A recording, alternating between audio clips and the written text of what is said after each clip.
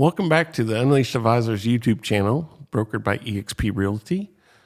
Today I am with my wife, Annie Nash, and my broker, Sandy Faye Witherspoon. I am Craig Nash, and today our topic we're going to talk about is the settlement that NAR has proposed for the commission stuff. So let's just kind of jump right in.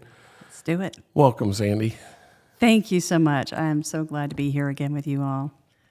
So this has kind of been an interesting process that the whole lawsuit situation has gone, and NRA is trying to settle it. In AR, not NRA. Say no, we're the Well, now the rifles might come out. So NAR is trying to settle it, and they've come up with a pretty interesting agreement. And so how does that affect the realtors in the upstate, and specifically the realtors at EXP Realty? Yeah, so I don't think it really affects us a lot. And the reason why is we started talking about this 2 years ago. Yep. When we saw it on the horizon. You always, plan, you hope for the best, but plan for the worst. Mm-hmm. This is not the worst. No. Whenever somebody says, oh, the sky is falling, no, it's not. It's not. What it's requiring us to do is be more professional. That's not a bad thing at all. So what my feel is that since South Carolina Realtors has us ready, and we have spent a lot of time talking about this in our state meetings. I want to say we started talking about this in late 2022 in our state meetings. Everybody was kind of like, well, that's a future me problem. That's what my daughter likes to call it, my future me problem.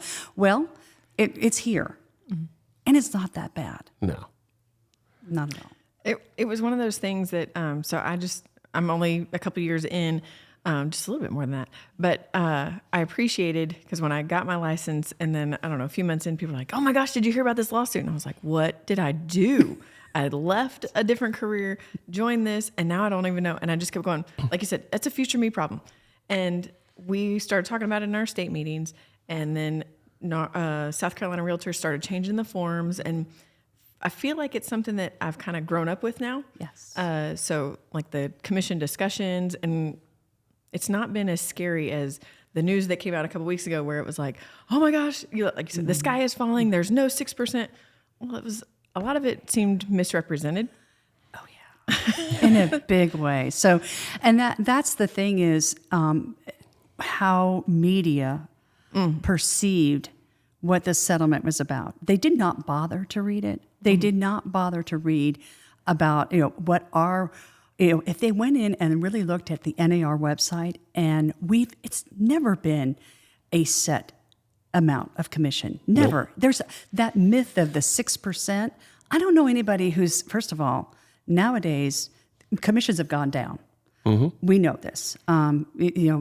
People were getting about 6%. Now we're looking at the 2.5% per, but that's just kind of what's been going on. It's not anybody going, this is it. This is what we're going to, have. We are required to charge this. That's not it at all. No. Well, and that's been made clear to us in all of our trainings and all of our state meetings is don't autofill that in, because you need to have that discussion with the seller and with your buyer client so that they understand what is the value that you're bringing to the table. Why should you be paid, and why do you deserve that commission of whatever the amount is? Right. Exactly. And when you think about it, it's not absurd to have to tell them what we do for our money. No. Nope. I mean, so right? This guy's going, when you think about it, you're selling your biggest, asset, and you're going to want to know, what are you going to do for that 3% or that 2.5%, whatever that is. I know I would, and I have, and so that's one of the things that I think people are feeling a little hurt. That, I hear a lot of, why didn't NAR fight for us? Well, I don't know that they have the ability to fight for us, because it could put, everybody underwater. When you think about it, these settlements, it's every new week, there's a new one there. It's like everybody's just glomming on, just piling on. And so there's got to be an end to it. And I think how we settled this was good. naturally this has to go and be approved, right? Yep. We're not done yet. Absolutely not. So it has to be approved, and then the DOJ has to approve it. The DOJ wants the decoupling of these commissions. Now, if they think it's gone far enough, that's great. They may say we want more, but we can. The worst that can happen is what they did. They took it off of. They took MLS, the commissions off of the MLS, right? So that part is where we become creative. Yeah. Right. So that's how we need to figure how we're going to move forward and get creative as to how we can make sure our buyers are taken care of and make sure we're hearing the sellers. Yeah. So it's more of a ballet now. So. I did find it interesting because Craig was saying that he got to watch the SCR discussion about what this settlement meant for us. And to hear them say, we know we're talking to a bunch of real estate agents, y'all are entrepreneurs, and you're going to find a way to have this discussion, but we need to make sure that it's somewhat, not regulated, but choreographed in a way that is fair to everyone. So I thought that was funny because as soon as it came down, I'm not playing, but I'm discussing it with Craig going, okay, so how can we talk about this? How do we get this in there? How do we make sure that everybody knows what I'm worth or what I'm charging you? And if we got to discount the fee or whatever, we'll talk about that. But how do we do that so that it stays seamless? Yeah. That was, and that's the thing is now we have to have that value add. That here's my value proposition, Mr. and Mrs. Buyer. Here's what I'm going to do for you, and I'm going to tell you, doing this alone is very difficult. And that's the big thing is you need representation.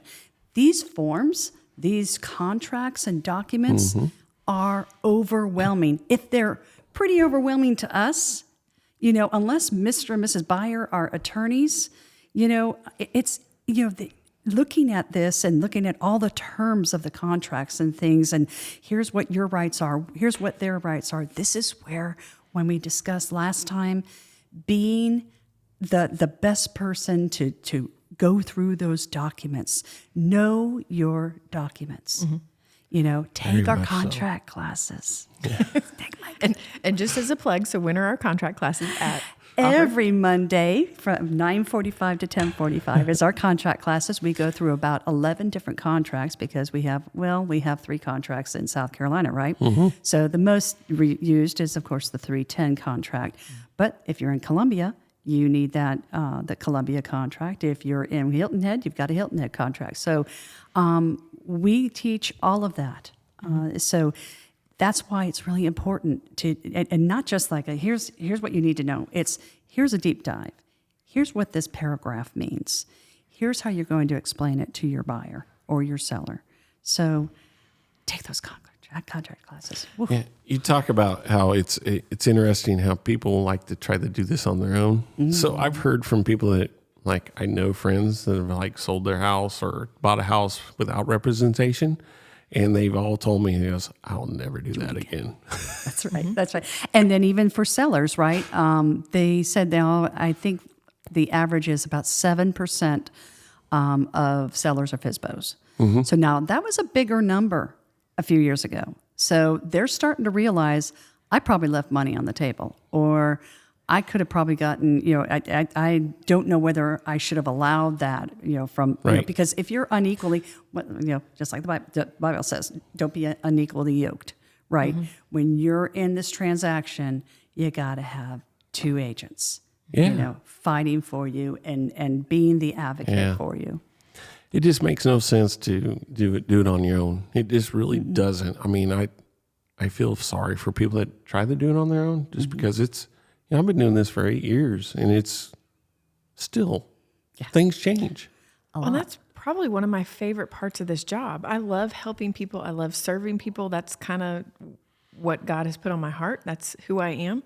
And being able to be their advocate in this process and explain everything to them so that they know when we get off the phone or we walk away from a conversation and I'm getting ready to go negotiate on their behalf, they know that they understand what I've been approved to do, but that I've got their best interests in my heart as well. It's a relationship. Absolutely. This is first and foremost, you better be good at relationships, right? Yeah. And that is because they want to know that I can call you and cry on your shoulder, because there are so many reasons why we're selling a house. Yeah. Some are great. Oh, we got a big family coming. We've got the twins are coming, that type of thing. And then you have I'm getting divorced. I don't know what to do. I am at my wit's end and I need to get the most out of this house. Yeah. You're not going to do it alone. You should never do it alone. We have one of those right now. Yep. Yeah. Yeah. And they said divorce is up. So not a good statistic, obviously, but we need to be there and guide them through the darkest hours of their days, right? People, when you have a house, where the mother or the father have died, and you have all these feelings about how this is a house I grew up in, and this is going to be so difficult for me to do, and you've got some houses where there's been very little movement in the house for a long time, i.e. hoarders, right? And so there's that. I even know agents that will go and just take care of that. They'll just say, you know what? Don't worry about it. I know somebody that can come in here and just totally organize. Yep. Where are you going to get that? Right. Where are you going to get that? Well, and there's also the great reasons to be moving. I've got a client right now that they're moving from, where are they moving from? Michigan down here, and they're really excited about it. But it is stressful, and I've had calls from them where they're freaking out about something. And I'm like, let's take a breath. We're okay. Let me go chase that thing down that you've got a question about. And then the next day, they'll call me back. I'm sorry, I freaked out. Hey, I understand. We're in a stressful situation. Real I'm estate here is to be emotional. the most calm in the room, and I'll help you through this. That's it. And if we need to terminate, that's what we'll do. But let's find out all the facts first. Right.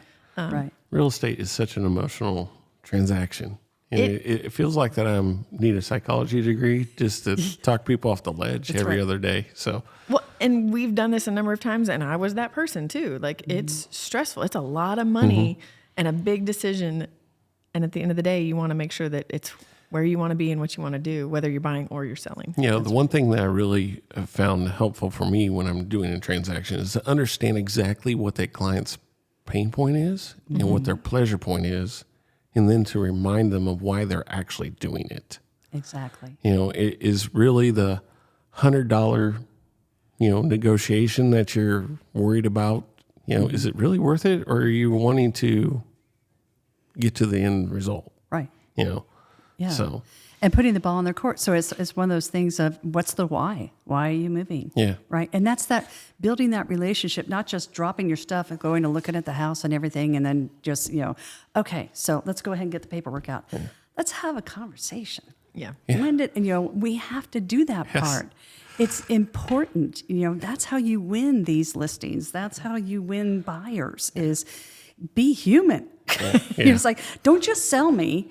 Tell me, give me the reason why I should hire you, because I'm going to be your friend. Yeah, I genuinely care about what happens in this transaction with you.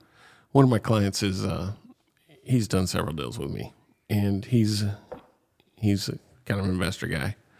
He'll sit there and he'll get an offer on a house or something like that, and then he'll like go off, just like and then at the end of it, he's like, all right, talk me off the ledge.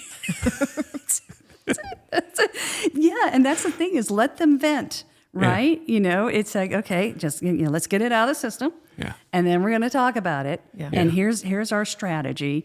Where else are you going to get that? Right. You're not going to get that if you walk over to Best Buy and you're buying something. It's like you want this one, the big one, you've got to have this. This is your biggest asset that you own. Yeah. So we've got to do better out there. The thing about the whole lawsuit deal is I think it is going to force agents to be more professional, but also develop that relationship at a deeper level, which makes them be a better agent. And it's not a transaction anymore for agents, I don't think. So, I hope there's not a bunch of agents out there just doing it for transactional reasons. which they're It was They're probably, low-hanging yeah. fruit, right? Yeah, for but- years. yeah, but let's probably let's why develop it the came about. relationship. So Right, exactly. So and so having to kind of drop back and go, okay, I really need to work on my buyer presentation because a lot of people don't. Yeah. They really don't. They're like, okay, get in the car, let's go. And there wasn't any of that, the pre-game, right? That you have that conversation and say, all right, I'm not going to show you anything. You're going to tell me exactly what your high and your low is, and I'm not going to show you anything outside of your comfort zone unless you want me to. Because sometimes I'll hear that people will show a buyer, it's like, here's something you really like, but it's out of your comfort zone. And so, I mean, it happens. I mean, it's like, I know here's your, nice to haves and your gotta haves. I found one here that's a, gotta have. And so, but it's a little bit out of your comfort point or your price point. Sometimes they can do it, right? Because they genuinely need that. But being able to listen to them and understand, I'm really at the very end here, and I really can't do more than that. And so it's being a counselor. yeah, Well, and that's part of building that relationship is you will, as you have that conversation and as you get to know these people that you're working with, you'll know, is that a hard stop, especially on their price point? And then when you're looking for properties for them, if you find something that it's a little bit above, but we know we've got a little bit of wiggle room, but at the same time, that property has wiggle room to come down. And that's where our expertise as agents, we can do the CMA, we can provide that feedback. And at least the way that I do it is let's put an offer in maybe slightly lower than where you want to end up, because we're going to negotiate it back and forth. And I just did that this week, actually on 2. We did that I love the negotiating part. That's the best part. It's like everybody wins just a little bit. Everybody's just a little bit sad. Yeah. But at the end of the day, we got done what we wanted to get done, and the buyers are doing what they want to do, and the sellers are moving on and doing what they want to do as well. That's right. That's exactly it. Well, and the thing is look at those houses that have been sitting on the market, right? They're a little bit more eager. They're a little more eager. Let's, okay, we've been sitting on the market for 90 days. Mr. Listing Agent, you told me we'd get this thing out of here, well, you wanted to go a little higher. So, and so when you start giving those offers that are a little bit lower, it's a little bit more palatable when they're sitting there going, okay, think of it in the point of, how many more mortgage payments do I have to make? I've made 3 mortgage payments since I put this on the market. Yeah. You want to make 2 more, or do you want to make 4 more? How far you want to go with this. So it's the expectation. Yeah. How quick do you need to move this house? Yeah. So on the topic of writing offers and stuff like that, and bringing it back to the NAR settlement, one of the things that we've been discussing is how are we going to negotiate as a buyer's agent, our commission with the seller. And so that's changed slightly. I know one of the things and he slapped my hand a couple times because I was like, well, we just put it in that line item number 28. Absolutely not. It's illegal. We can't do that. But there are other options. So let's talk about, because now we'll have the buyers discussion or the presentation with our buyers in advance, so they'll know what they're going to be paying us. But then when we go to show them houses and show them properties, we also have that conversation with the seller or the listing agent.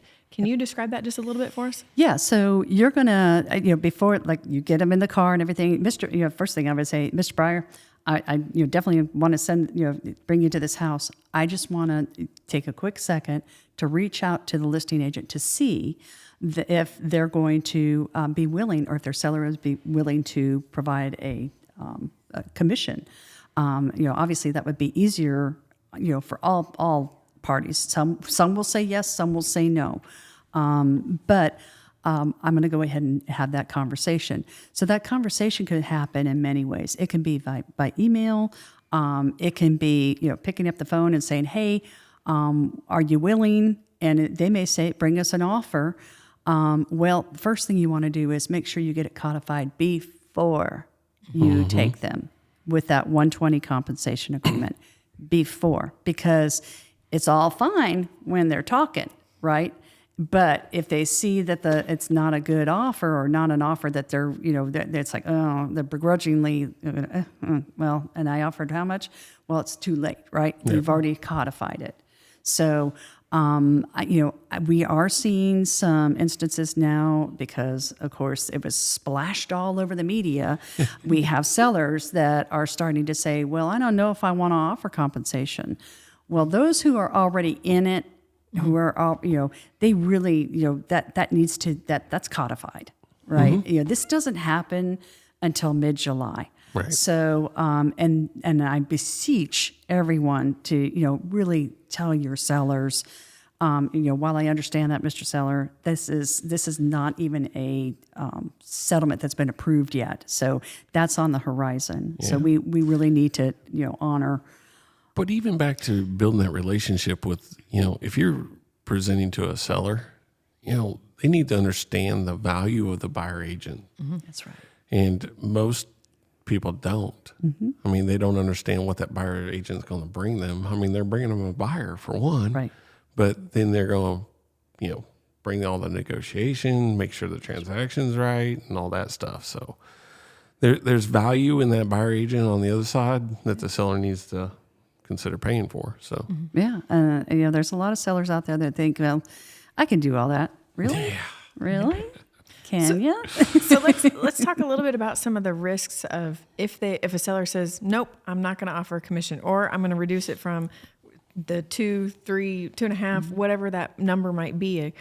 What is a risk to a buyer and some of the different financing types? Right. So, and just to get the elephant out of the room, we're talking, the VA, right? So we know that NAR has reached out to the VA, and the VA is very aware of this, and they're working on it now, and they're hoping that this will be fast tracked because July is not that far away. No, it's not. So we really need an answer on that. How bad would it be for these VA buyers to miss out on being able to own a home because they don't have that in place? So everybody needs to, get on the train. So, and then again with FHA, so you have that limit, right? 6%, right? Yep. So, and that's the other thing is the question is, okay, so I've managed to go ahead and get the seller to provide my commission in the form of a concession, right, in the closing costs. So now the buyer does their repair work, right, and they say, I need about $3,000 worth of repairs, maybe even more. So that gets a little dicey, right? I mean, because it's like, okay, now you may have to lower your commission in order for them to be able to get what they need, because we can't stand in the way of them absolutely having the ability to move forward with the transaction. So it's going to be a lot of negotiation, right? And that's going to be the biggest thing is learn how to maneuver through that. And the thing is buyers are putting so much down on homes, right? And they really don't have the funds. Most of the time they don't. I mean, they're putting 3.5% down. They're scraping by. They're cashing out 401ks and things like that. So the seller really does need to help. And whether the seller thinks so or not, and at this point,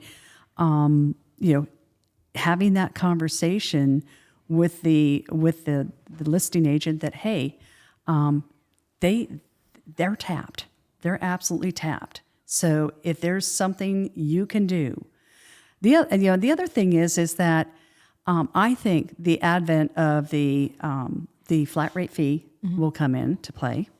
Transaction brokerage will come into play because at least they're going to have something. Of course, transaction broker, right? You're not going to give them 100%. You're not their advocate. Right. Yeah. Right. But if you have that buyer that's like, no, I just can't, well, then we can do transaction brokerage. I can't do a lot for you, but I can at least, ask you what the terms you want and, and then kind of look at it and, have that look of like, you might want to do something a little bit different, So, but your best advocate, of course, is when you are, their fiduciary, yep. and so we need to figure out ways to do this that both the buyer and the seller feel like they've won. You know? Yeah. Or at least they haven't been totally skewered in the process. No. You know, like I said, I see flat fee coming up. I see transaction brokerage. And then on the listing side, that's another thing. Listing agents need to get creative. So, Mr. and Mrs. Seller, here's the deal. You know, I think, you know, your best bet is always going to be to have a buyer's agent on the other side that you can pay. Here's it's not going to be absurd to have maybe a menu. Right. For 3.5%, I can do this. For 4.5%, I can do this. And, you know, I mentioned last time that I worked for a discount brokerage. He was killing it because he was saying, okay, a la carte here. You know a photographer? Go right ahead. Send me the pictures. I'll put them up. You just saved me, you just saved yourself money. Right. So, I mean, there's also that part. And then maybe because they're not feeling the squeeze, right, then they can, do that. They can offer more or something to the buyer's agent. So it's got to be palatable on both sides. So back to the NAR stuff. So to me, the only thing that really changed was that you can't put the commission in the MLS. Yep. So Yeah. So that really is the only thing that's changed. Yep. And so now you just have to, like we were talking about, get creative, contact the listing agent, pray that the listing agents have done their part to grease the skids, so to speak, that, hey, you're going to limit your buyer pool. Yeah. I'm going to tell you right now, you're going to limit your buyer pool, and that is going to be could be detrimental. If you want cash offers or that type of thing, great. But there are very few people out there that have the extra funds. We have inflation. Oh, we have so many things right now that are deterring the American dream. Yeah. So everybody should have a shot at the American dream of home ownership. And so, that's the biggest thing we need to drive home is, Mr. Seller, I'm going to tell you right now, there's a lot of people doing FHA. There's a lot of people doing VA out there. Conventional, because conventional allows you 5%, and you're scrapping, and you're pulling things, from everywhere. It's like, okay, 401k, I'll take the stocks. We'll liquidate that. Well, it's like, how much more? So, I mean, there's just not a lot of reserves, cash reserves anymore. So, and hopefully that won't always be the case. But right now, everybody's feeling the pinch a little bit more. Yeah, it's interesting because, I haven't seen a lot of cash buyers lately. I mean, I did 2 years ago. She did. Yeah, she Don't did. see them now. So, No. I mean, it's a rarity. Yes. And I, for one, am glad that the investors are kind of slowing their roll because, everybody needs, again, a shot at the American dream. And they come in with a cash offer. And all these sellers are like, absolutely, let's go. What do you want? A 21-day close? Cool. Yeah. I can get out of here. But what does that do for everybody else out there? Right. And it's just, to me, and then they're putting them up for rent. Yeah, I know. So. I mean, there's whole subdivisions that were built just for rentals. Exactly. Yeah. Yes. So we talked about that we can't put the commission in the MLS, but so EXP, we're one of the largest brokerages in the U.S. now. So what are some things that EXP has put in place so that we can still communicate the buyer's agency commission that's going to be paid from our listings to our own internal? Yeah, this is so exciting. So EXP, and I think knowing that this was coming down the pike, so to speak, we have EXP exclusives, office exclusives. So what that means is if the seller is open to doing an in-house marketing, we can put it on our in-house website kind of like an MLS, not completely, but kind of like an MLS, where you can put up their house, have all the same type of information that the MLS has, and be able to convey what the seller is offering for commission. Because as long as it's not NAR related, we can do it. So this is kind of a great workaround. Not to mention that we will also, even if they don't care about office exclusive and they want a publicly market, we can still put it into our internal one and let that kind of simmer out there. How many agents will that go to? Over 90,000. Yep. 90,000. And listen, there's a lot of people moving to South Carolina, right? Yeah. So is it absurd that somebody in California wants to, escape California and come to South Carolina? No, it's not absurd at all. We've got a number of them. We've got a number of them, right? So what a great way to get it out there, not just locally, but nationwide. Yeah. It was so funny. Yesterday, we were looking at one in South Africa. Oh, that's cool. Yeah, there was an EXP office exclusive in South Africa. It was a beautiful house. Yeah. 1.5 million. But Hey. Anybody want to move to South Africa? anybody want to? But that's it. So you've got a referral right there, right? Yeah. So there's so many ways to. So how many agents are in South Carolina now? It's got to be like 2023 as of yesterday. Yeah, I knew it was over 2,000. Oh, That's yeah. what I heard. So. Oh yeah. So That's exciting. all over the state. So, and we've been holding on. I mean, I know a lot of people have been seeing, their numbers drop. Some people are saying they don't want to be with NAR anymore. And they don't want to be a part of the MLS. And, everybody is, again, sky is falling. And I don't want to say everybody. I believe that our approach has been very, very positive. And so, because we were ready for it, we have as a side note here, EXP created buyer toolkit and a seller toolkit. Yep. I've used it. Yes, it's awesome because it tells you. There's a slide deck there. How do you project your value to your buyer? How do you let the seller know about? We really should be, thinking about it. Obviously, it's your choice, Mr. Seller, whether you want to do this. But, here's the reason why you need to think about it. Yep. Instead of just going, okay, that's fine. Yeah. At least put up the fight. Not, in a nice way. Just at least let them know, educate them on why. Education's a big thing. Yeah. Just because, we talk about this all the time. We'll get a buyer or seller and they have no clue what's going on. That's right. That's right. Or how the process works at all. Yeah.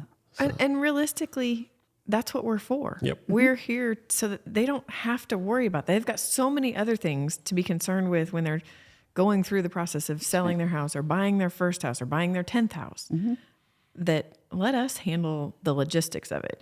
We'll help you through it and make sure that you're informed along the whole way, but don't take that part off your stress plate. There's a lot of times, one of our clients will see something in the closing table. So I'm like, I didn't even realize that happened. Oh yeah, we were talking about that the other day. Where It's like, that's because I did my job for you.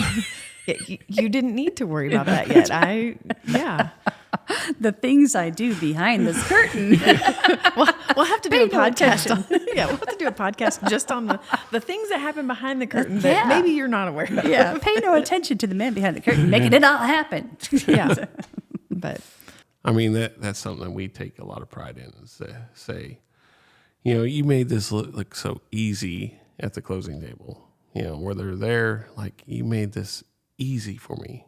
Yeah. That's the ultimate compliment that I can get. It truly is seamless. That's another word I love. Seamless, easy. And not every single transaction is going to go that way. No. But you can do a lot of the getting it to where it's as smooth as possible. Yeah. Right. There's always going to be a hiccup here and a hiccup there. It seems like real estate is for people that can pivot quickly. You have to be very, very creative. That's, and critical thinking. Because there's a lot of that. That's the fun part. That's the fun part. Yeah, I embrace it, right? Some are like, whoa, okay. Come here, let me figure this out for you. I mean, it's just a problem. It's just you got to find the solution for it. So that's all it is. Yeah, yeah. And I'm excited for everybody who's starting real estate. Yeah. Because they don't know the difference, right? So they're coming in young and green, and you guys have the ability to teach them. Yeah. Well, it used to be like this, but, and you don't even need to tell them that. You can just say, hey, here's how we do this. Teach them their value right away. Yeah. Yeah. Versus the people that came in, because we had 30% of our agents came aboard during 2020. And that's agents throughout the state of I guess it was all the whole country. 30% are that new. Wow. That's a lot. That's a lot.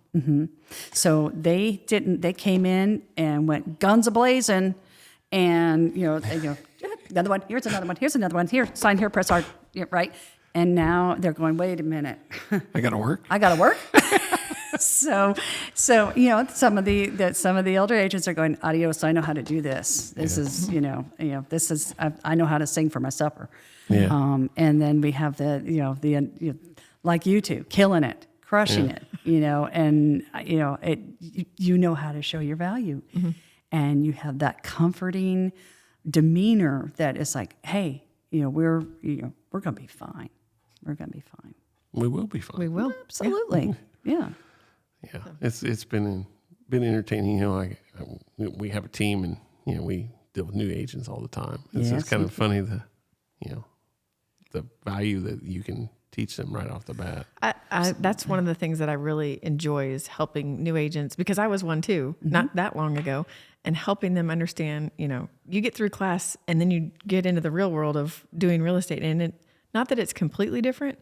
But it's completely different because you've got to learn how to lead gen. You've got to learn how to do these presentations. We don't do presentations in class. You learn the contracts and the law. That's right. And now we've got to learn the ins and outs of negotiating and how do we portray our value and all that stuff. And that's a lot of fun because everybody works a little bit differently. This is one of the things I love hearing when I joined EXP was, this is your business. That's right. You got to follow the rules, but this is your business. Run it the way you're going to run it. So yeah, I get that question a lot. It's like, is it okay if I do less than 3%? I'm like, no one ever told you had to. Yeah. And if somebody did, then you don't. That's not a thing here. No. I don't. I know. Some other firms may be out there saying you only do it for 3%. We've never. It's your business. That's exactly what you're saying. It's your business.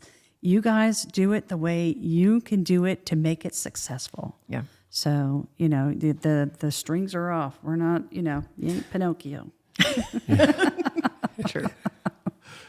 So the other thing that I found interesting about this settlement is that it's just a change. It's just kind of like, we went through due diligence not too long ago where we changed due diligence and agents were freaking out about that. Now it's like that. No, it's just part of the process.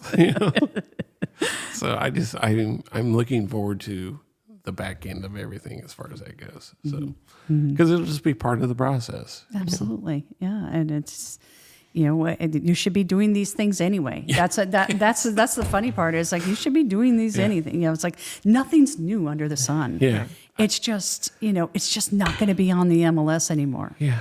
That's one thing I found about it. I was like, so why is everybody freaking out about this? Is because we're already doing this. Right. Or you should be doing this. If you're not, then I understand why you got sued. But, Yeah. Exactly. I think that you've moved our cheese. So now we got to figure out how to navigate it again. Yeah. I think at least the way that we've been working, the way we've been teaching our agents and training our team, I don't think that changes a whole lot. We're updating our buyer presentation and our seller presentation to include that. But at the end of the day, it's how am I going to find that commission for my buyers so that I know what houses I can show them. Right. It's just another value you're adding to them. It's just, and really it's just either a new text message, a new call, a new conversation So it's just one more step. It's okay. Right. It's not the end of the world. You know, and I think there were a lot of people thought that they could put it into showing time. I remember before, Yep. you know, we had this 1 week of, I know, I'll get creative and I'll put it in showing time. Well, no, you can't do that. Oh, Nick made that pretty clear. Yeah, that was, you know, and I know a lot, it's like dispelling the myth. It's like, no, nothing that touches the MLS. Yeah. I found it No. interesting that he said that you could put like a rider on your signs. That was interesting. Yeah, I was like, I was like, sweet, we need new 3%. writers.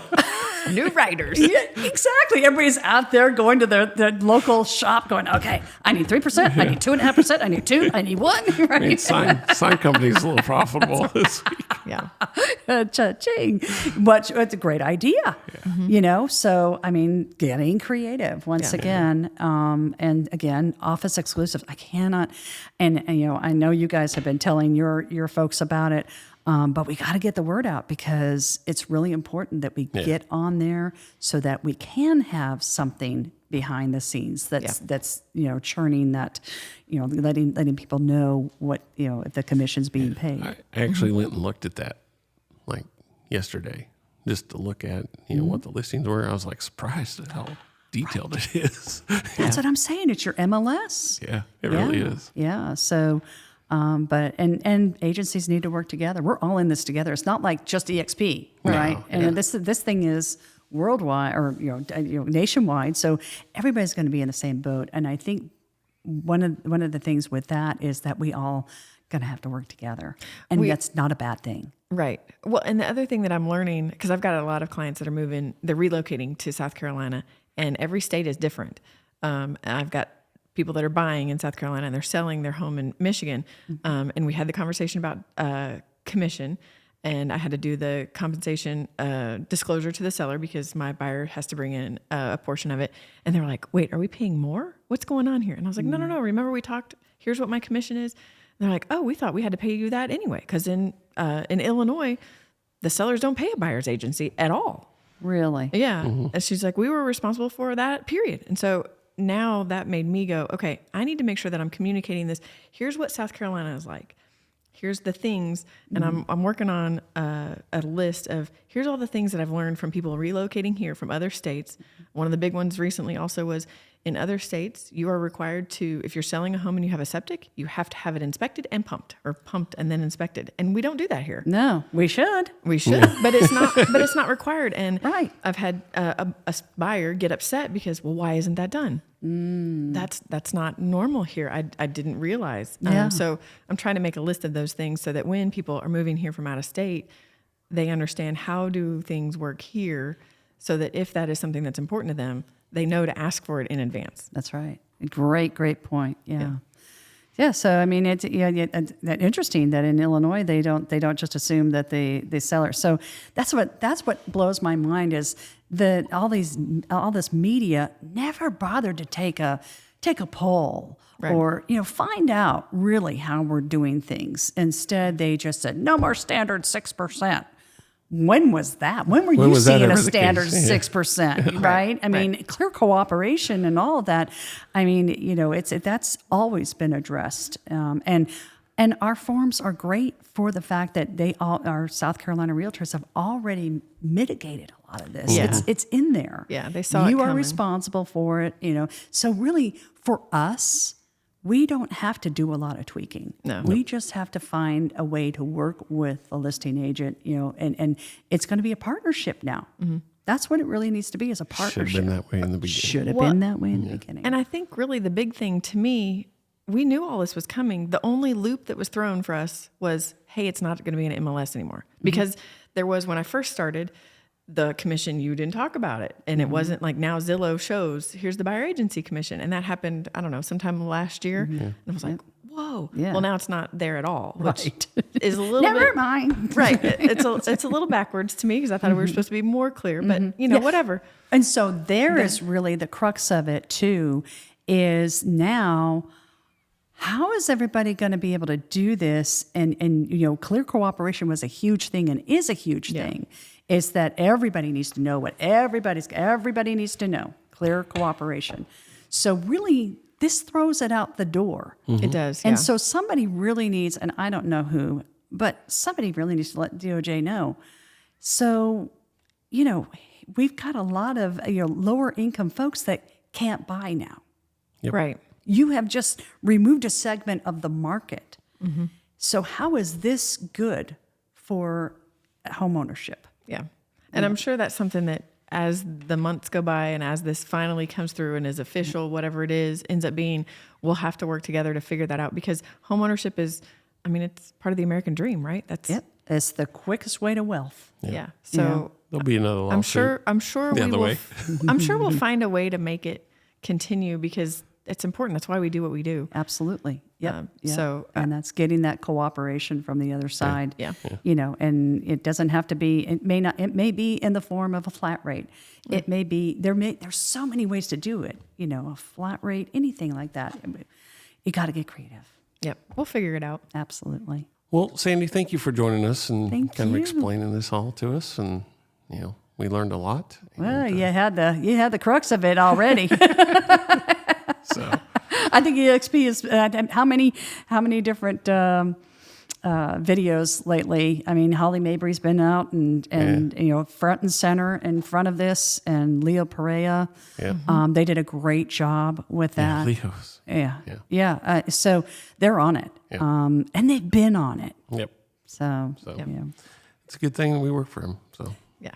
bingo, yeah. Yep. bingo. Yeah. There's a lot of people that didn't get any of this information beforehand. Yep. Those are the ones that are going, the sky's falling. Yeah. Well, thank you. And thank you for your time. Thank you. And as always, look out, world. We are unleashed.